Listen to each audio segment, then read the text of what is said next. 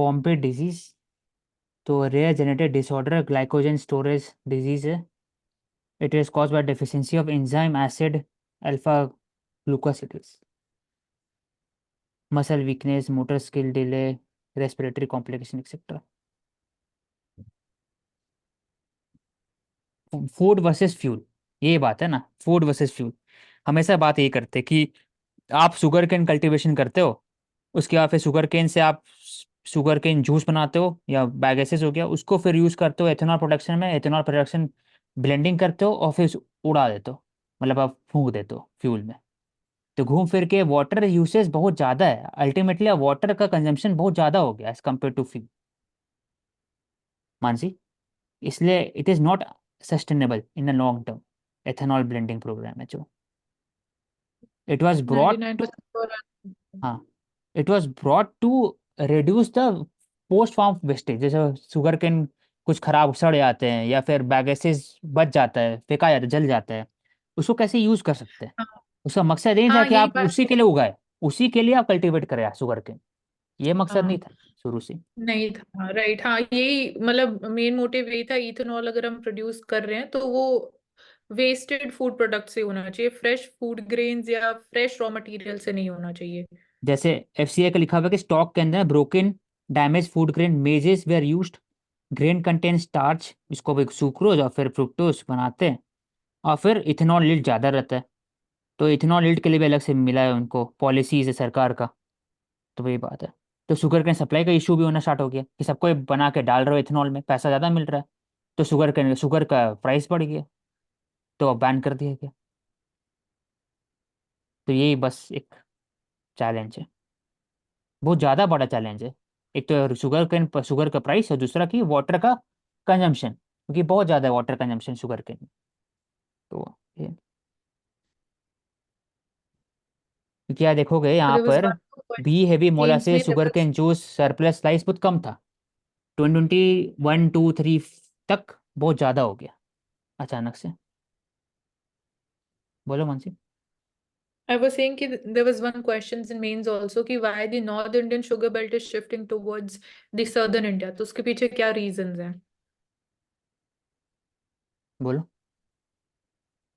Reasons यही, एक तो because sugarcane is a water intensive crop, so they are hmm, shifting more towards declining water table हो रहा है Northern India में, so that is one reason, and one like second reason would be a technical reason जो climate change, in climate के perspective से exact like temperature range और वो सब we'll have to find out, and like ये दो main reason जो अभी मैं रिकॉल कर पा रही हूँ। एक एग्जांपल इसमें, गोल्ड फिश पेट बोलते हैं ना, हर घर में कहीं ना कहीं देखा ही होगा, बोल के अंदर में गोल्ड फिश होता है, इसको यूज करते हैं for the traditional belief of good fortune. लेकिन वो एक तरह से इन्वेजिव स्पीसीज है।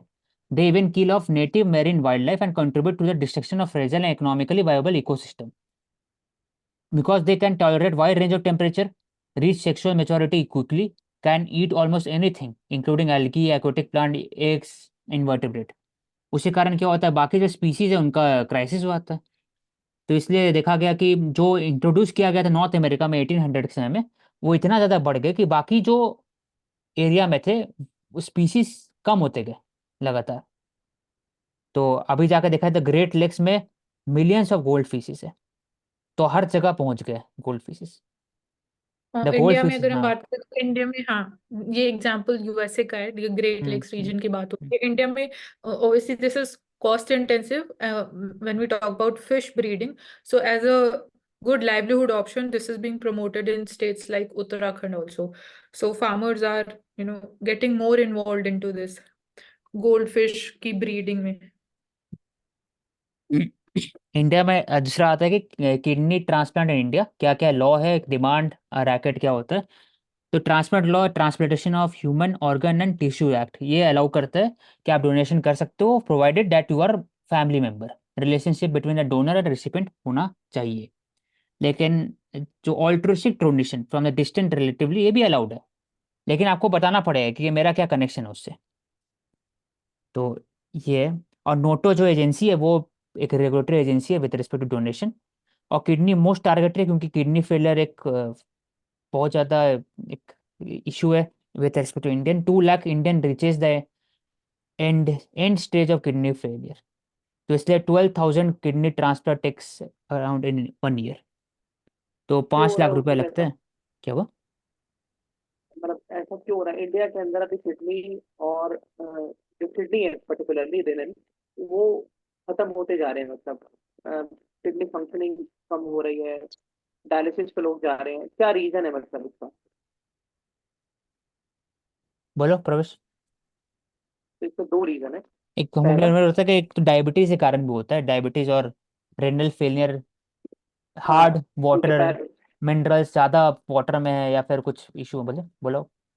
हाँ तो पहला रीजन आपने बता दिया। जो एग्जैक्ट रीजन है कि जो आपके मल्टीपल जो डिसीज हैं, जैसे कि डायबिटीज हो गया और आपका कार्डियक हो गया, उसका इम्पैक्ट आपकी किडनी पे आता है। और दूसरा है कि जो हम पानी का इंटेक कर रहे हैं और जो फूड हम ले रहे हैं, उसके अंदर लीड की और अमोनिया की मात्रा इतनी ज्यादा है कि जो किडनी की जो कैपेसिटी है वो खत्म होती जा रही है। तो एक हम्म। पोल्यूशन और एक दूसरा disease.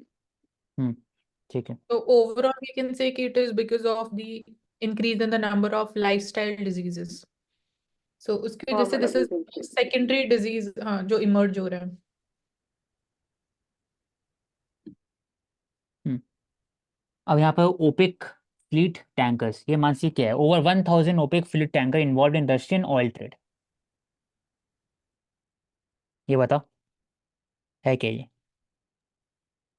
I think opaque fleet tankers means कि सनलाइट उसमें अंदर इंट्रूड नहीं कर पाएगी तो नहीं, टेम्परेचर इंक्रीज नहीं होगा। सो नहीं वो नहीं है। इसमें बात है कि हर एक टैंकर होता है ना, उसमें एक लगा रहता है, जीपीएस लगा रहता है, और कार्गो तक पता लग सकता है दुनिया में कि कौन सा टैंकर क्या पहुंचा रहा है वर्ल्ड वाइड। अब क्या है कि रशिया के ऊपर सैंक्शन लगा हुआ है, G7 की तरफ से सैंक्शन, तो वो कैसे टैंकर पहुंचाएंगे बाकी सब कंट्रीज को? तो वो जीपीएस को बंद कर देते हैं, वो अपना जो कार्गो ट्रैकर को बंद कर देते हैं, और वो एक तरह से ओपेक बन जाते हैं। तो इलीगल एक तरह से बोला जाता है, लेकिन इलीगल नहीं है, तो हर एक कंट्री को पहुंचाया जाता है रशियन ऑयल ऐसे ही। तो वही लिखा हुआ है कि Russian trade account for 75% of the opaque fleet. This opaque include, fleet है। हाँ, traded exclusively in the Russian trade. तो वही बात है यहाँ पर भी। Open tanker fleet fleet refers to vessel involving Russian, Iranian, Venezuelan crude oil and petroleum product act trade, with Western fleet operator loath to get involved in the oil trade due to sanction of various degrees। तो बाकी जो countries है ना वो खरीदते हैं ऐसे ही, तो इंडिया भी एक तरह से कोई कोई खरीदता है इसका। तो ये चलते रहता है। देखिए यहाँ पर लिखा हुआ है कि a sizable number of tanker would have been involved in transporting oil from Russia to Indian refiner। तो कैसे आ रहा है? तो सब चलता है। देर इज अ सिस्टमेटिक, कि आप इसलिए बोलते हैं ना कि आप बैन नहीं कर सकते किसी को, आप रेगुलेट कर सकते हैं किसी को, सैंक्शन नहीं लगा सकते। यूजलेस होता है सैंक्शन लॉन्ग टर्म में। हर एक चीज का सोल्यूशन है प्रवेश। हाँ सही बात है। हम्म। तो इसमें एक ईपा वर्ड था, तो CEPA sorry, comprehensive economic partnership agreement, UAE का साइन हुआ था इंडिया के साथ। ना फिर we have finished.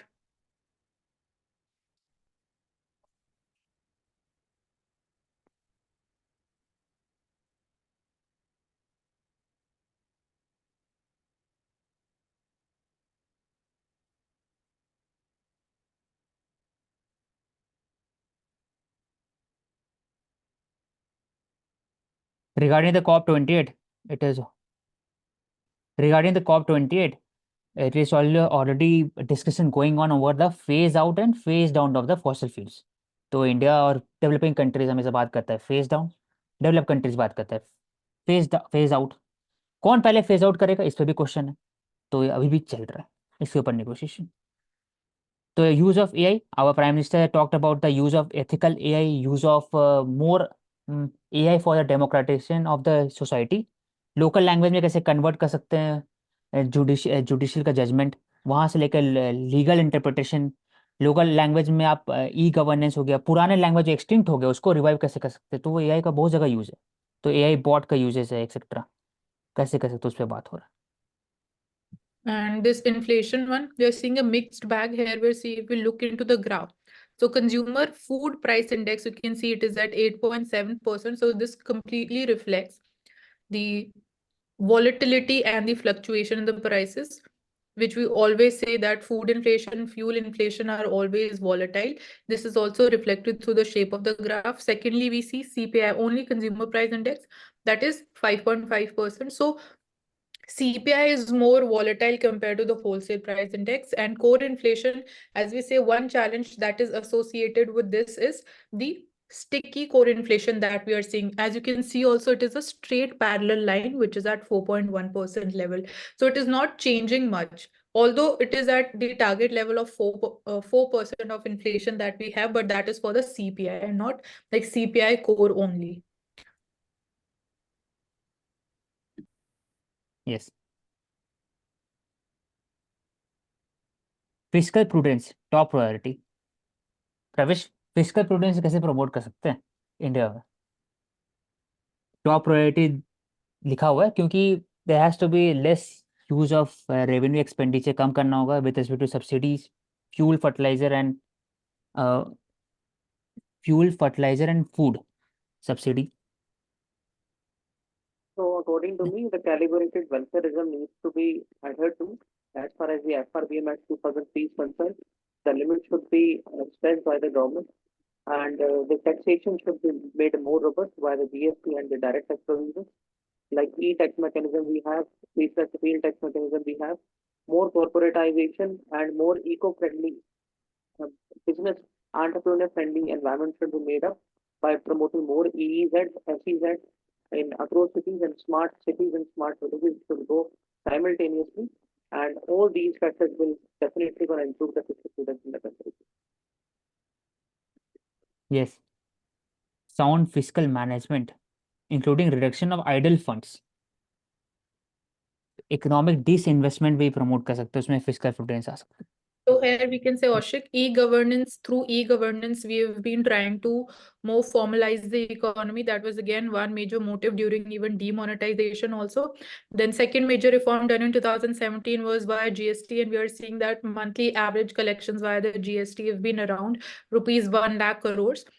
Then fiscal prudence, one major step again that was taken was to increase the corporate tax revenue, was that tax rate was reduced. So here we can talk about the Laffer curve also, which says ki up to one level, the tax, if we keep on increasing the tax rate, the tax revenue would also increase, but after that peak it would start declining. So that step was in that particular context and the idea behind the Laffer curve. And we can also talk about expansion of the tax base. So formalization of the tax base and expansion of the tax base are two important areas where we can talk about fiscal prudence. And yesterday also we talked about that conditional transfers to the states, even that is a part of, for example, of fiscal prudence. Okay ma'am, तो difference between NPS and OPS. NPS new pension scheme, OPS old pension scheme. Old pension scheme में जो जो salary जो होता है, the pension is half of the salary given in the last date of employment. तो उससे there is a high burden on the state finances. It leads to the high fiscal deficit of the government. For example, Uttarakhand, फिर Himachal Pradesh etcetera, यहाँ पर old pension scheme का बात हो रहा है। तो आरबीआई हैव कॉशन्ड अर्ली ऑल्सो कि आप उसको रिड्यूस करो, आप उस नया टेक्नोलॉजी यूज़ करो या नया तरीके से यूज़ करो with calculation of the pension that is comparable to the private sector also.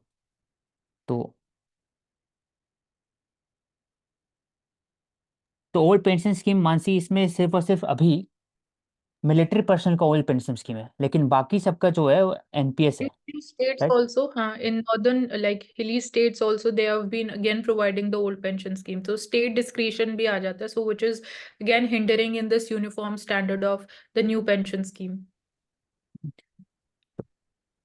And again, we can take this up as an example of fiscal prudence. Himachal Pradesh and Rajasthan, right.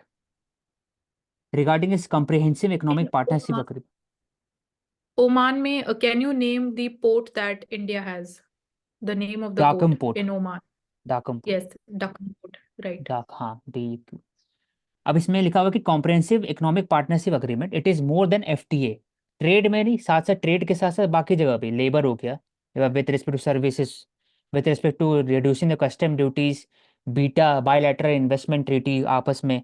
तो overall ये prefer किया जाता है। तो India ने अभी हाल फिलहाल sign किया यूए के साथ, और अभी ऐसा ओमान के साथ बात हो रहा है। India started talks of Oman on the broad trade agreement. तो ट्रेड फ्री ट्रेड में होता है सिर्फ ट्रेड में अग्रीमेंट।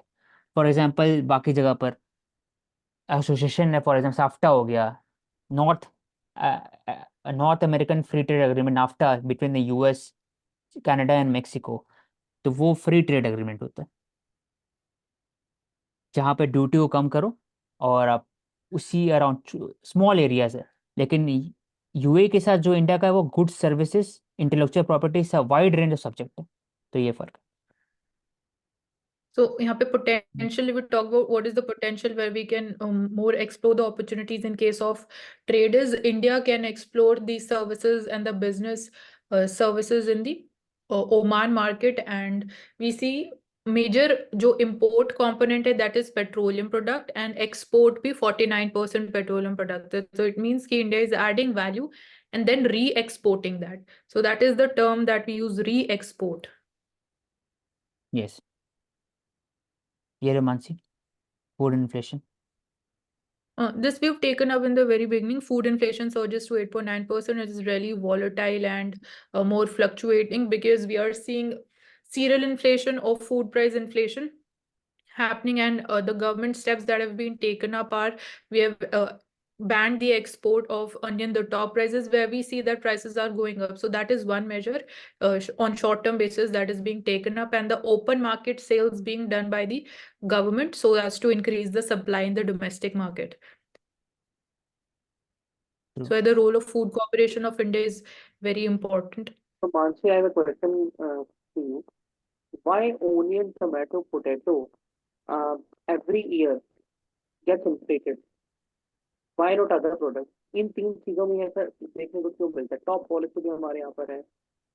सरकार हर साल ये बात कहती है कि हम एक्सपोर्ट बंद कर रहे हैं, हम फर्टिलाइजेशन को खत्म कर रहे हैं, लेकिन हर साल ऐसा हो रहा है। तो सस्टेनेबल सोल्यूशन है या है ही नहीं? We can't say this ki solution hai hi nahi. Sustainable solution would be, firstly we'll have to work upon the agricultural supply chain, strengthening that and reducing the logistics cost. Second would be working upon the warehousing infrastructure and the cold storage, because these get decayed very easily, बहुत जल्दी rot हो जाते हैं. So that is the main problem, and then demand supply mismatch इसकी वजह से होता है, and that's why we see every year the prices spiking up.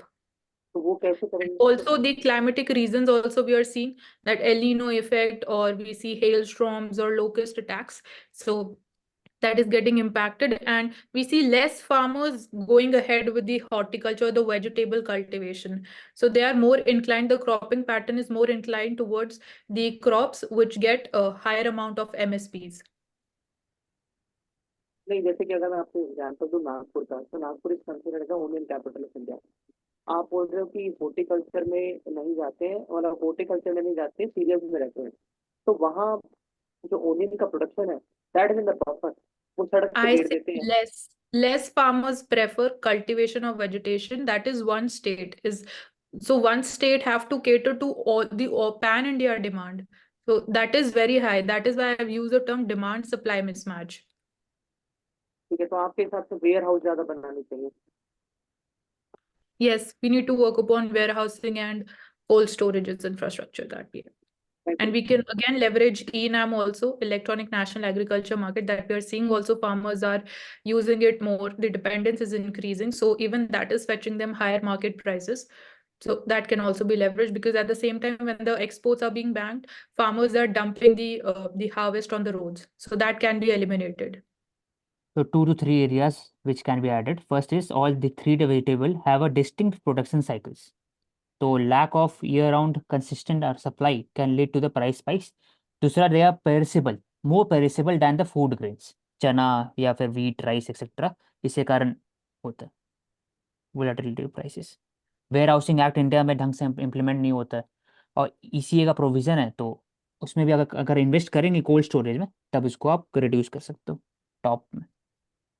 Volatility. Also these are like basic ingredients, tomato onion ये हर सब्जी में use होता है, तो इस वजह से भी और सब्स्टिट्यूट नहीं है कोई में। यस, और आप फूड प्रोसेसिंग इंडस्ट्रीज को आप बढ़ावा दे सकते हो। फॉर एग्जाम्पल किसान हो गया या फिर टोमेटो सॉस हो गया, तब जा करके आप साल भर में आप वोलेटाइल इन प्राइसेस को आप एक लिमिट एरियाज में कंजर्व कर सकते So हो। this is the most logical and best practicable solution which we can do.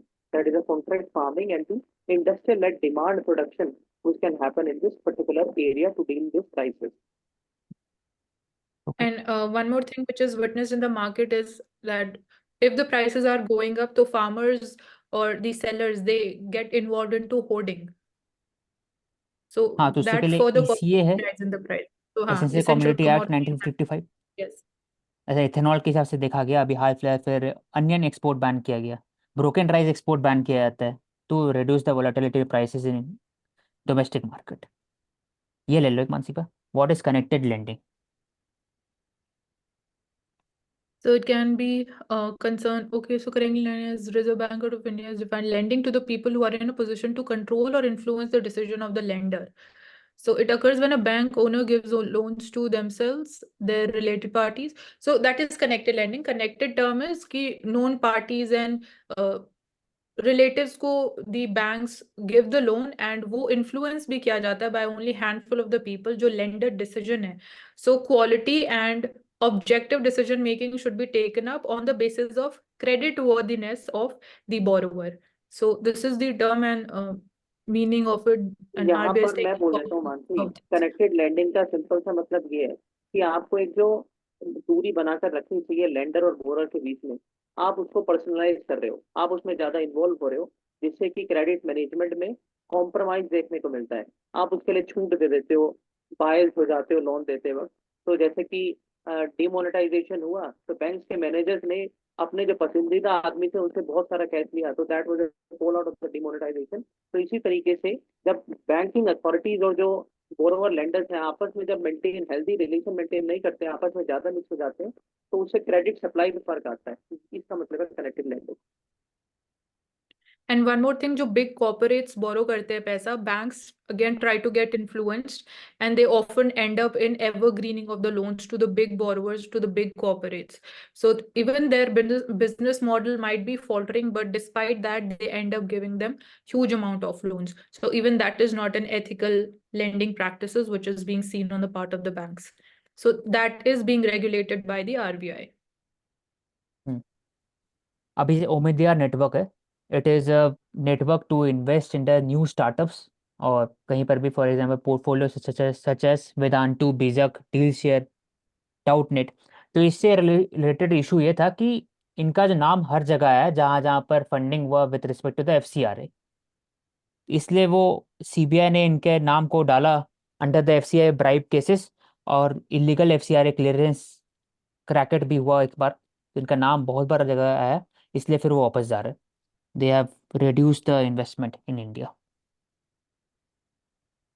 तो ये तो मीडिया नेटवर्क, टेक्नोलॉजिकल कंपनी होती ये इन्वेस्टमेंट कंपनी है, टेक्नोलॉजी का कंपनी नहीं है, हाँ, ये इन्वेस्ट eBay करते हैं eBay न्यू जो फर्म टेक्नोलॉजी के है अंदर। उसका एक आर्म है, हाँ, local arm of the family office of eBay founder. हम्म।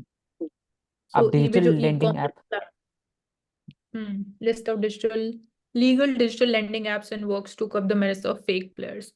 ये बात हुई थी एक बार कि हर एक प्ले स्टोर के अंदर में हाईलाइट किया जाना चाहिए कि डिजिटल लेंडिंग ऐप अगर जो भी है तो फ्रॉड नहीं हो, तो उसमें टिक मार्क होना चाहिए, या फिर certified by Google, certified by Apple. ऐसा हो तभी जा करके लोग के अंदर अवेयरनेस आए कि आप डाउनलोड कर सकते हैं नहीं कर सकते, क्योंकि there is a very high chances of cyber fraud and unauthorized lending apps that are being reported from the existing platforms such as Google Play Store and Apple Play Store. So, तो ये digital lender association of India ये वो क्या है? कहाँ पे ये digital lender pressure group association. होगा विथ रिस्पेक्ट टू कि वो तो प्रमोट करते होंगे। बेसिकली हाँ। कंपनी है ये फाइनेंशियल टेक्नोलॉजिकल कंपनी। तो इसमें 80 कंट्री मतलब 80 कंट्रीज के members are the participants in this particular association. हम्म,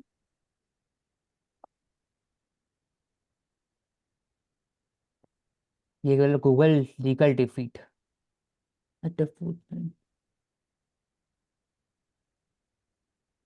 तो एक और एक इशू है विद इन द गूगल और आईपीआर क्लेम का कि जो भी ऐप होते हैं, लोकल ऐप डेवलपमेंट कंपनीज होते हैं, दे पे अप टू 30% से ज़्यादा मतलब कमीशन देना पड़ता है गूगल को for its showing off the app on the Google play store. तो इसमें एक केस हुआ था गूगल के ऊपर में, and it has threatened the $200 billion app industry, क्योंकि एक दिखाता है कि बिग टेक कंपनीज कैसे मोनोपलाइज करते हैं आईपीआर को और कैसे थ्रेटेंड करते हैं local developers of the app. So what is the domino effect here? तो ये सिर्फ गूगल के ऊपर नहीं जाएगा, ये बाकी इंडस्ट्री में भी जाएगा। For example Amazon web service हो गया या फिर एप्पल प्ले स्टोर के, वो भी ऐसे ही काम करते हैं। तो डोमिनो इफेक्ट यही है कि वही duopoly with Apple that generates close to $200 billion year. So it would be basically having repercussions on other big tech companies. And in India, we have the Competition Commission of India to look into the antitrust investigations and measures. So in India also, Google have been investigated for the advertisement practices and the pre-installation of the Google apps in the Android phones. तो 5 big promises made at annual UN climate talks. तो 1997 में Kyoto protocol हुआ था, उसका starting था 2020 तक, 5 से लेकर के 20 तक। 20 के बाद से पेरिस क्लाइमेट स्टार्ट होगा और जो हो चुका है, और हर साल होता है कॉप का एक तरह से मीटिंग होता है। तो ग्लासगो 26, COP 26, शर्म एल शेख जो इजिप्ट में, COP 27, और अभी जो वो दुबई में हो रहा है COP 28। तो ग्लासगो में बात हुआ, इंडिया ने बात किया कि 2070 में कार्बन न्यूट्रल कैसे बनेंगे, उस पर बात किया। पंच अमृत का बात किया, फिर लाइफ मिशन का बात किया। सर में से सबसे इम्पोर्टेंट है लॉस एंड डैमेज फंड, जो सिर्फ और सिर्फ $700 मिलियन अभी तक जुगाड़ हो पाया है COP 28 तक, लेकिन चाहिए मोर देन $5 to 10 ट्रिलियन। तो ये challenge.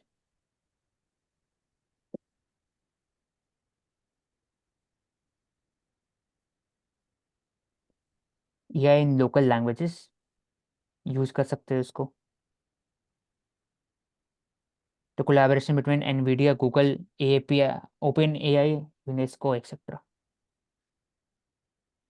We can talk about fourth industrial revolution and the new technologies that are emerging: artificial intelligence, machine learning, Internet of Things, blockchain. So these can be specific examples of the emerging and critical technologies. And in this context, ISATEC agreement that has been done by India and US also on specifically this area. ये बोलो what India banks need, Mansi. So here, legacy systems just won't do in an increasingly digital world. Core modernization has become a need that can no longer be ignored. So core modernization में what we can think of is the like we when we talk about the basal norms. So they can be modernized, they can be further modernized given the current changing scenario, the financial scenario, when we talk about the the instability or the challenges, the risks are increasing because of, again, the geopolitical risks, which has multiplier effects even on the financial stability across the global financial system. So that can be one area, reforming the basal norms. Then again, we can leverage artificial intelligence technology when we talk about decision making by the banks for lending to a borrower. That can be a part of the decision making, not being completely dependent upon that, so as to again increase the efficiency of decision taking. And when we can also talk about the economic offenders also. So in that context, when we talk about the Nirav Modi scam, so the SWIFT system that was manipulated, so how we can use the digital and critical technology over there also, so that that is not manipulated in any manner. Yes.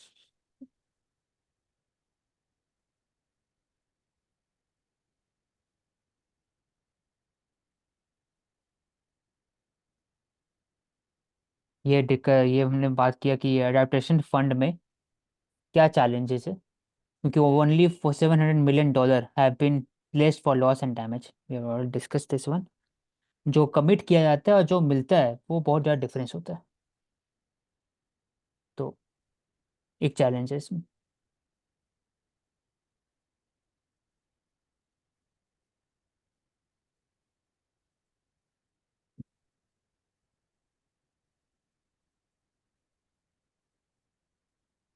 I think we can move on to summarization, or should we are short of time. What Hindi newspaper? Hindi.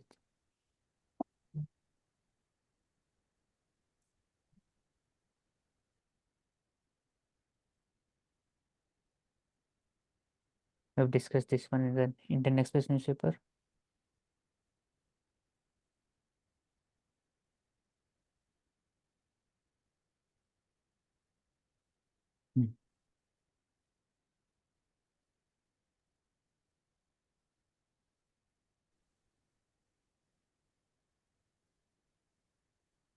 Milk bank प्रवेश, milk bank है कि हाँ, तो basically ये एक MCD के द्वारा संचालित किया जाएगा। ये अस्पतालों के अंदर मिल्क बैंक होंगे, तो वहां पर मिल्क बैंक मिल सकेगा, जैसे अभी हमारे यहाँ ब्लड बैंक होते हैं, ताकि जो अ, छोटे बच्चे होते हैं जिनको फीड करने की जरूरत होती है, इन केस अगर उनकी मदर की डेथ हो जाती है because of diseases and critical situation, तो ऐसे बच्चों को वहां से मिल्क प्रोवाइड किया जा सकता है, ताकि उनका जो डेवलपमेंट है वो बेसिकली रुके ना। तो यही हम इसे ड्रॉ कर सकते हैं। Overall we talked about village seed bank, तो डेटा बैंक, तो वैसे ही एक मिल्क बैंक भी है। तो फूड सिक्योरिटी, फूड ये तो अभी खाते है नहीं। नहीं। हाँ है, नहीं, नहीं ये भी किया है नहीं, जाएगा। हाँ, किया जैसे जाएगा। फूड सिक्योरिटी की बात कर रहे हैं तो फूड तो खाते नहीं बच्चे, तो मिल्क इम्पोर्टेंट है, तो इसलिए किया जा रहा है उनके लिए स्पेसिफिक मिल्क। कृषि चुनौतियों और आर्थिक परिदृश्य दृश्य। परिदृश्य। हाँ, ये ले लो एक यहाँ बार। पर हम बात कर सकते हैं कि किस तरीके से हमें अपने जो कृषि क्षेत्र है उसमें हमारे जो कृषक हैं उनकी आमदनी को बढ़ाने की जरूरत है। उसी के साथ साथ हमें organic farming, seed quality, commercial farming, contract farming, ये सारी जो हमारे यहाँ इनोवेशन है, इनमें हमें अपने फार्मर्स को थोड़ा पुश करने की जरूरत है, ताकि उनकी फार्मर्स भी डबल, ताकि उनकी इनकम डबल हो, उनका जो प्रोडक्ट है उसकी कमर्शियल अपील हो, इंटरनेशनल एक्सपोर्ट हो सके, और जो एग्रीकल्चर सेक्टर का जीबी और जीडीपी में कंट्रीब्यूशन है वो बढ़े। साथ साथ जो हमारा प्रीबाइज कल्चर, जो क्रेडिट फैसिलिटी दी जाती है फर्टिलाइजर्स में, इलेक्ट्रिसिटी में, वाटर में, वो कहीं ना कहीं कम हो, जिससे कि कैपिटल एक्सपेंडिचर और रेवेन्यू एक्सपेंडिचर जो हमारी स्टेट सरकारों का है और सेंट्रल गवर्नमेंट का है वो कम हो, और उसका कैपेसिटी डेवलपमेंट में इस्तेमाल किया जाए। दूरदर्शन जैसे चैनल्स हैं, उसके बाद हमारे यहाँ नेशनल एग्रीकल्चर पॉलिसी है, क्लाइमेट रिजिलियंट हमारे यहाँ इंफ्रास्ट्रक्चर प्रोवाइड किया जा रहा है, और इसमें दो पोल्यूशन से रिलेटेड होते हैं जो कि डबल बर्निंग का है। तो उसके लिए हमने बात की कि किस तरीके से ट्रेलर स्ट्रैटेजी, हैप्पी कल्टीवेटर और हॉर्टिकल्चर की तरफ बढ़ने की जरूरत है। तो ये सारे कुछ एरियाज हैं हमारे कृषि क्षेत्र के। हाँ, भंडारों की सुविधाओं, परिवहन नेटवर्क और सिंचाई प्रणालियों, तो इरिगेशन हो गया, या फिर कोल्ड स्टोरेज हो गया, या फिर कनेक्टिविटी, सप्लाई चेन मैनेजमेंट, इस पे फोकस करना जरूरी है। कर्ज जो है 1.47 लाख करोड़ से ज़्यादा है, 26 करोड़ लोग काम करते हैं, 55-57% मतलब परसेंटेज जो पॉपुलेशन का है वो कृषि पर निर्भरता है, फार्मर पर डिपेंडेंट है, इसलिए ज़रूरी है। ये ले लो प्रवेश। चापलूस इसलिए आपकी चापलूसी करता है क्योंकि वह आपको अयोग्य से समझता है, लेकिन आप उसके मुंह से अपनी तारीफ सुनकर भूल जाते हैं। टॉल्स्टॉय। तो यहाँ पर दिखाया गया कि किस तरीके से जो इंसान है वो फिकल माइंडेड है, वो अपने कार्य को सिद्ध करने के लिए किसी को भी अपना पिता समझ सकता है। जैसे कि हमारे यहाँ कहावत भी है कि गधे को भी बाप बना लिया जाता है समय आने पर। तो ये सारी जो हमारी आइडियलिस्टिक और हमारी जो फिलोसॉफिकल नीतियां हैं उसके खिलाफ एक चीज है, जिसमें हम एक इंसान को या फिर किसी भी व्यक्ति विशेष को अपने फायदे उठाने के लिए उसकी हम चापलूसी भी करने के लिए तैयार हो जाते हैं। तो ये बात हम इस कल्प मेधा के वाक्य से समझ सकते हैं। तो उसी का कोई एग्जाम्पल आप देना चाहें तो आप दे सकते हैं। चापलूस के एग्जाम्पल्स, एक कहावत में होता है अकबर बिरबल का ले सकते हैं इसमें, या फिर उसके बाद फिर इसमें एक एथिक्स का भी हो सकता है कि इस इंटरनेशनल आर्ट, रिलेशन में हम ले हाँ, सकते हैं इमोशनल कि इंटेलिजेंस की जो बात कर सकते हैं कि कैसे हम लोग को चापलूसी सुनने के बावजूद भी फूलना नहीं चाहिए, नहीं तो फिर आपका जो डिसीजन मेकिंग है वो इम्पैक्ट करता है लॉन्ग टर्म में। हम्म, तो हम्म, एआई के नैतिक उपयोग के लिए वैश्विक ढांचा बनाने की जरूरत, वो एथिकल एआई का बात हो रहा है, डिस्कस कर रहे थे। ये राजद्रोह और राष्ट्रद्रोह में क्या फर्क होता है वैसे, तो अगर आप बताएं। जैसे कि अभी लिखा भी हुआ है कि संजय राउत पर राजद्रोह का मामला दर्ज। तो राजद्रोह और राष्ट्रद्रोह में क्या फर्क है? राज्य, I think it is state, राष्ट्र मतलब नेशन नहीं नहीं नहीं, राजद्रोह का मतलब है आपने गवर्नमेंट को के खिलाफ हो गए, अगेंस्ट। आप गवर्नमेंट के हाँ, राज। और राज्य मत, राष्ट्र का हाँ, मतलब है आप स्टेट के खिलाफ हो गए। तो नेशन राज, स्टेट बोला जाता है। नेशन स्टेट एक ही बोला जाता है राष्ट्र को, तो इसलिए अलग नहीं। ठीक है।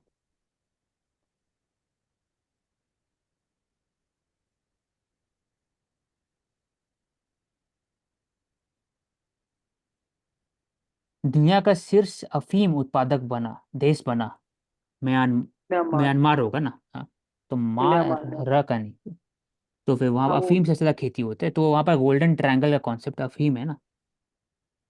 तो गोल्डन ट्रायंगल आई कॉन्सेप्ट थिंक होता है गोल्डन गोल्डन ट्रायंगल क्रेसेंट। में हाँ, गोल्डन ट्रायंगल में बताओ प्रवेश। कंबोडिया थाईलैंड भी है ना। कंबोडिया ठीक है, थाईलैंड भी है। कम्बोडिया थाईलैंड है। तो इतने हेक्टेयर है, 47,100 हेक्टेयर में खेती होता है। तो अफीम इंडिया में भी खेती होता है, ओपीएम, लेकिन वो रेगुलेटेड है, सीडीएस सीए के और अंदर में आता है, और फिर वो कुछ स्टेट्स को अलाउ किया है, फॉर हिमाचल प्रदेश, जैसे कि उत्तराखंड, राजस्थान। राजस्थान, हाँ राजस्थान उत्तराखंड भी है ना, फॉर द हाँ। Medical purposes.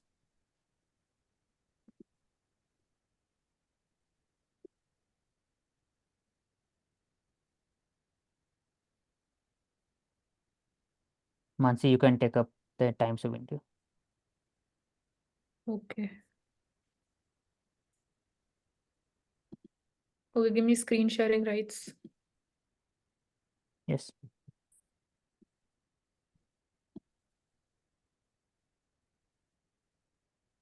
Oh, so we are short of time, Ashik. We can start in the next part. We're hardly left with 1 minute.